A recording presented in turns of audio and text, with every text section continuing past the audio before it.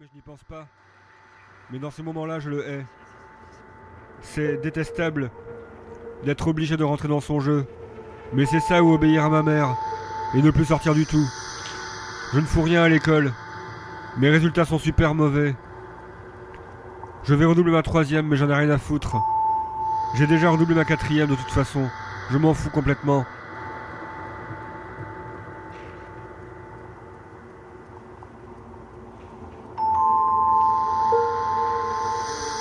Pour mes 15 ans, il m'a offert une nuisette.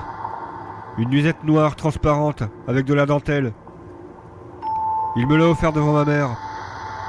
J'ai déballé le cadeau. J'ai regardé ça. Et puis lui. Et puis ma mère. Et je ne savais pas quoi dire. J'ai regardé le cadeau de ma mère. C'était un dictionnaire et j'ai dit merci.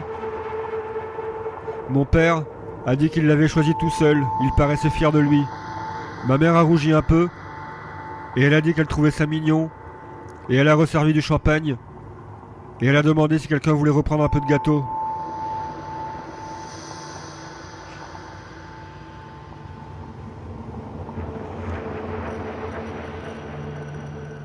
Je redouble, c'est officiel.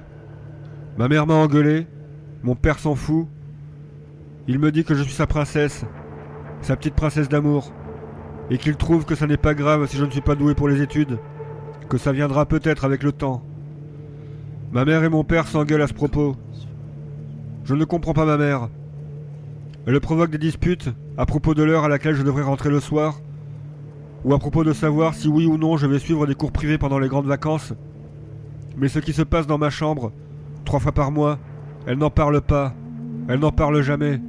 Je ne sais pas ce qu'elle pense. Je ne sais pas ce qu'elle ressent. Elle ne s'en occupe pas, ça ne la regarde pas. Elle refuse de savoir.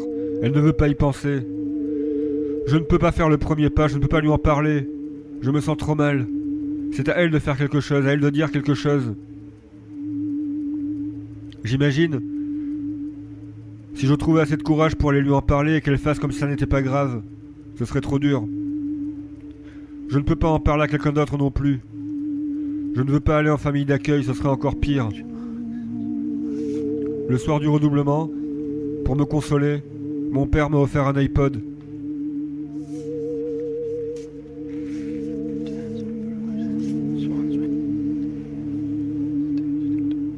Un jour je fugue. Je me tire en train, et puis en stop, et encore en stop, et je ne sais pas où je vais. Je m'en fous. Au bout d'une route qui ne me dit rien, je tends le pouce. Je suis de bonne humeur. Un type s'arrête. Je ne le sais pas encore, mais c'est le retour du cauchemar. Je n'ai aucun pressentiment, rien. Je suis confiante, et le type a l'air normal, gentil. Il met le clignotant, se gare sur le bas-côté et me demande où je vais, et moi je réponds sans réfléchir, l'océan. J'ai jamais vu l'océan, alors c'est la première chose qui me passe par la tête.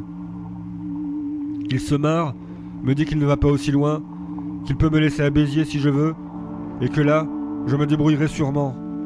Je dis d'accord et je monte dans sa caisse, je suis contente, il est jeune, il est cool. Il me raconte un peu sa vie, on écoute des CD, je roule un pétard, ça se passe bien. Et puis, ça tourne au cauchemar d'un coup, en moins de 10 minutes c'est la merde totale. C'est le cauchemar de nouveau. Il pose la main sur sa cuisse, sur ma cuisse, et moi je lui dis arrête, mais il n'arrête pas. Il gare la voiture sur le bas-côté et essaie de m'embrasser. Je lui griffe le visage et il me traite de pute, de salope. Il me cogne, il me coince contre la portière. Il me dit que j'ai un beau cul et commence à s'exciter. J'ai le temps de me dégager, juste assez pour choper mon sac et sortir mon couteau. L'autre n'a rien vu, il me pénètre ce gros porc.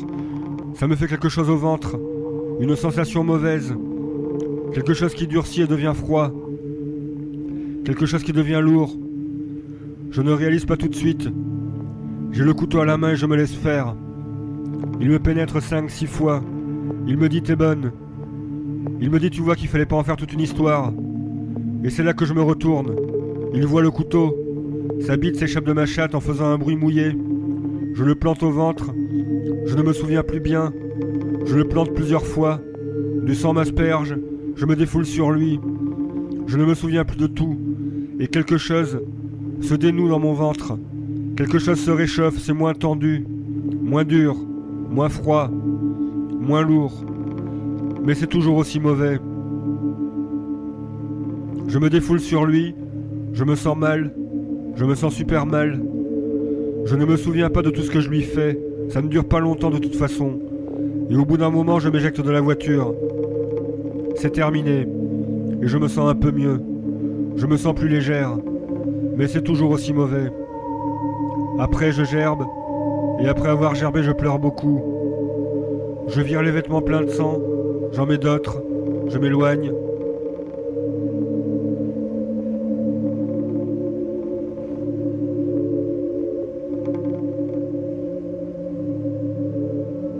Je marche longtemps.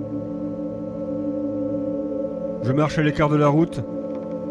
J'entends les voitures mais je ne les vois pas. Je traverse des champs.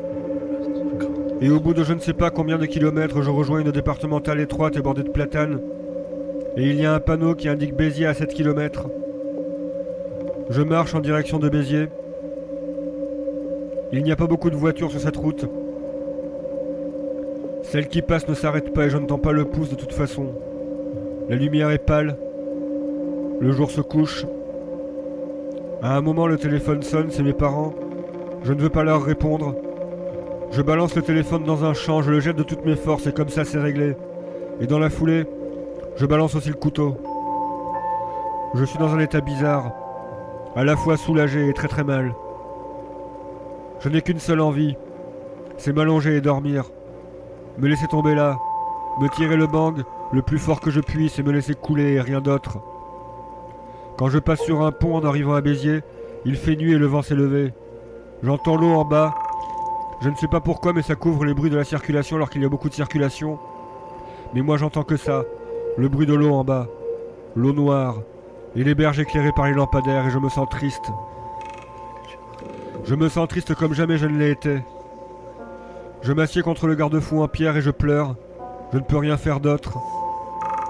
Je pense à me jeter dans l'eau, mais c'est juste une pensée qui me vient comme ça, j'en ai pas réellement envie. C'est juste une pensée pour me remonter le moral, pour faire diversion. Je pleure, j'en peux plus, je suis épuisé. J'écoute le bruit du vent et le bruit de l'eau, et en ce moment précis, c'est la chose la plus triste et la plus lourde du monde. Le bruit du vent et le bruit de l'eau me pèsent sur tout le corps. Les gens passent et ne font pas attention à moi. Je pleure, j'ai mal partout. Comme si j'avais de la fièvre ou des coups de soleil, j'ai mal à la peau, partout sur mon corps. Je ne sanglote pas ni rien, je pleure doucement. Ça coule, et ça ne me fait aucun bien. Ça ne me libère de rien, ça ne dénoue rien.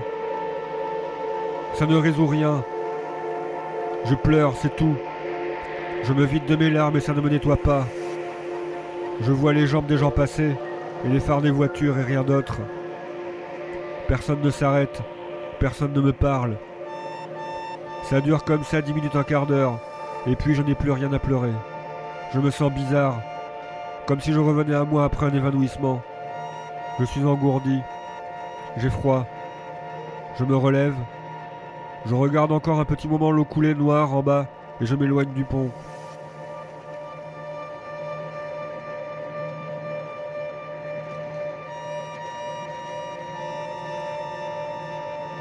Je trouve un distributeur et je retire tout le fric que je peux. 800 €. Je n'ai pas grand chose d'autre sur mon compte de toute façon. Ça me fait un peu de bien de voir tout ce fric. Il est trop tard pour le dépenser mais ça me fait du bien. Je vais bouffer à McDo et je choisis un hôtel. Le type me trouve jeune. Je lui dis que j'ai 18 ans et vu que je paye en liquide il ne me fait pas chier. Enfin j'imagine que c'est pour ça.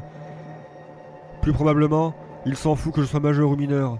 De toute façon, j'ai 16 ans, je ne ressemble pas à une gamine. Voilà. Je suis dans la chambre d'hôtel. Pendant 3 quarts d'heure, j'étais bien. J'ai marché dans la rue comme une fille normale. J'ai mangé à McDo. J'avais du pognon dans les poches et personne pour m'emmerder. J'étais bien. Ça a duré 3 quarts d'heure et maintenant je suis dans la chambre d'hôtel et tout est là. Toute la merde. Mes parents. L'autre porc qui a voulu me violer, tout. Je devrais me sentir accablé, désespéré. Je devrais m'effondrer mais je ne ressens pas ça. Je me sens seulement épuisé. Et cette idée à la con d'aller voir l'océan, elle me donne de la force. Je m'allonge mais je n'arrive pas à dormir. Malgré les 4 ou 5 bandes que je tire, je traîne jusqu'au matin dans un étage herbeux, mais au moins je ne pense à rien.